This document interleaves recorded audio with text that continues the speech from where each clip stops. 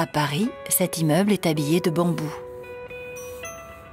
Ailleurs, ces bâtiments prennent d'autres couleurs, d'autres formes, selon l'endroit où a lieu la plantation. Les premiers bâtiments que j'ai faits dans ma carrière étaient situés dans des zones, disons, plus sensibles, où il y avait moins de bitume, plus d'arbres. Et par réaction, j'ai fait des bâtiments qui se fondent, qui sont en fusion par rapport aux masses végétales, à l'environnement, enfin paysager. Et ça a donné des bâtiments végétalisés.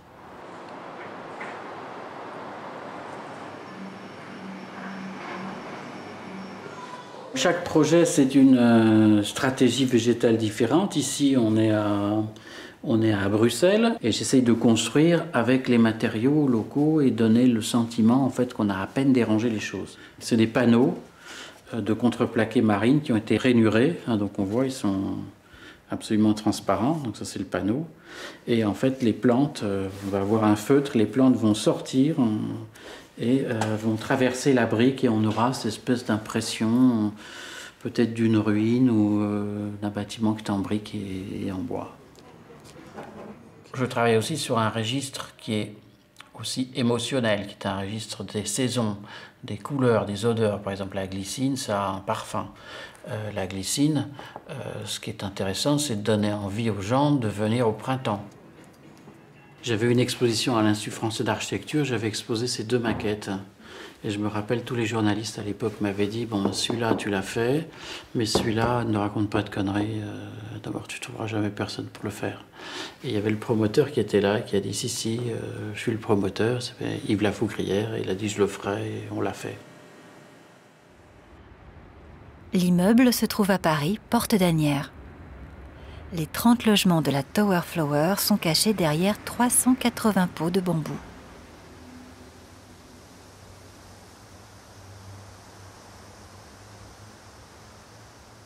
J'avais le sentiment, quand j'étais à l'école, d'avoir un dégoût total de l'architecture. Ce qu'on m'apprenait me paraissait absolument inintéressant. Et donc, quand j'ai commencé ma pratique, je me suis dit, j'ai commencé une première période de ma vie où j'ai fait ce qu'on m'avait appris de faire.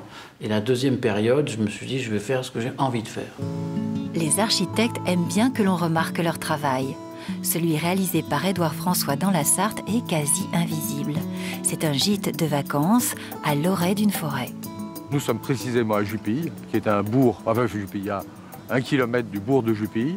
Et on est à l'orée de la forêt de Bercé, qui est une très grande forêt domaniale. Bon, ce que les architectes ont voulu d'ailleurs, c'est qu'on s'intègre un peu dans cette forêt.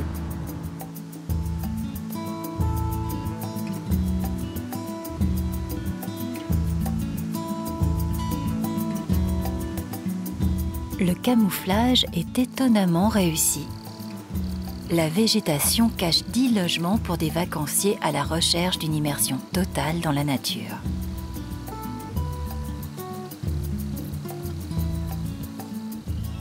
Le projet de camoufler, c'était une heureuse intuition d'Édouard François. On n'avait pas, nous, demandé ce type de projet. On n'aurait jamais imaginé demander un projet avec des murs végétaux, avec des grillages dorés. Ça nous a fait un peu rêver. Et on s'est dit, bon, on a quand même envie de voir ce que ça va donner.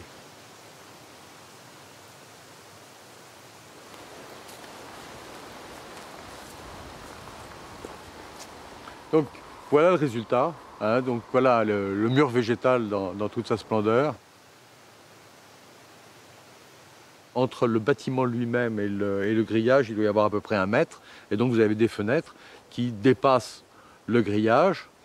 Et vous avez d'autres fenêtres qui sont derrière le feuillage.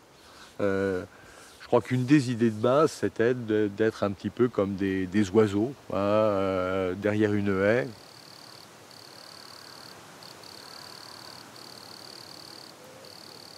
Cette construction vivante n'a pas toujours été aussi verte. Petit à petit, elle s'étoffe et évolue encore aujourd'hui. Il y a un contenu paysager qui est extrêmement important et les arbres, ça prend du temps. Les végétaux, ça prend du temps.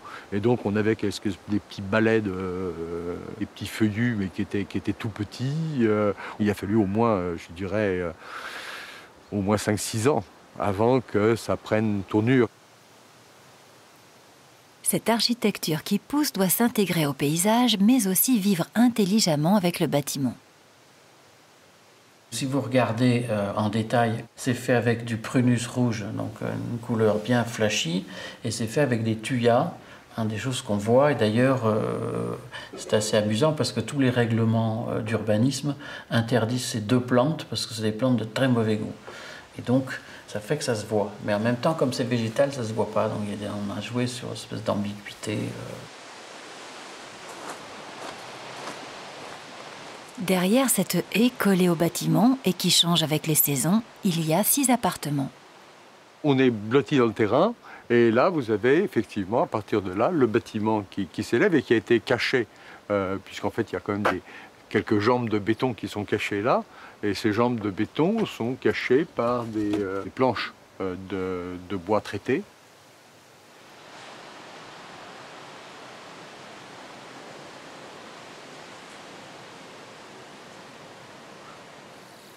Au gîte des Tropes, on vient souvent en famille, un week-end ou une semaine pour prendre un bain de verdure. Tout au long de l'année, Émilie gère le gîte et reçoit les hôtes. On accueille beaucoup de familles, donc les enfants sont toujours en pleine nature, donc c'est ce qui plaît énormément. Le fait de pouvoir profiter, d'être dehors, dedans. Les gîtes sont vraiment conçus de cette façon-là. Et c'est vrai que ça les amène beaucoup à réfléchir, d'abord sur la communauté entre l'arbre et la construction. Ça, c'est quelque chose qu'ils ne connaissent pas ou peu. Donc ça les amène à réfléchir, ça les amène à se poser des questions. Et je pense que pour tout ce qui est respect de l'environnement, etc., c'est bien. Le gîte apparaît aujourd'hui comme une évidence, un bâtiment facile à apprécier. Mais cela n'a pas toujours été le cas. Le projet avait un aspect expérimental et il a fallu une certaine audace à Monsieur Bon et sa famille pour se lancer. Comme les murs végétaux sont dressés sur des grillages dorés, les gens, je ne sais pas s'ils plaisantaient ou s'ils le pensaient vraiment, se disaient bah, tiens, ils sont en train de faire un élevage de faisans ou des choses comme ça. Et donc ça a été un petit peu dur. Ça a été un petit peu dur.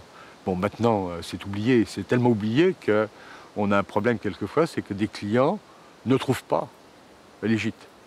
Ils ne trouvent pas parce qu'ils ne voient pas. On ne voit pas, on ne voit plus rien de la route, on ne voit plus rien. Et même quand on est sur le terrain, on a quelquefois un petit peu du mal à voir qu'il y a effectivement des logements.